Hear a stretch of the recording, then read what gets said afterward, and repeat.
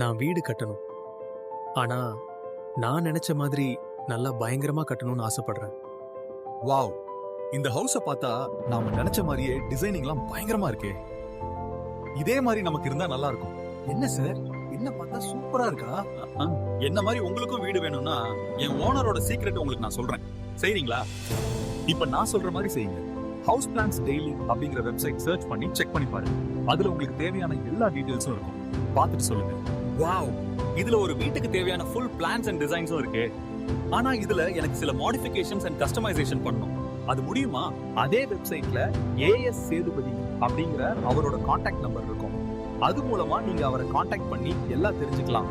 அப்போ இந்த வாரமே ஃபைனலைஸ் பண்ணிடலாம்.